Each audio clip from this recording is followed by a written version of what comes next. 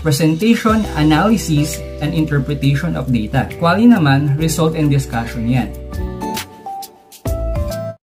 Sa chapter 4, nandyan yung table, halimbawa, mga indicators. Base ito dun sa SOP research questions natin with the questionnaires, survey form.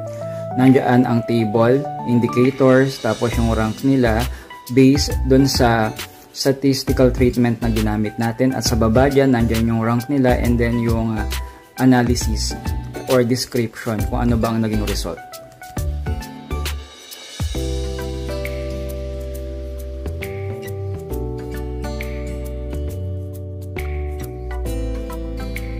Kita naman natin dun sa conceptual framework natin or operational model, correlation between three variables lumalabas ay significant.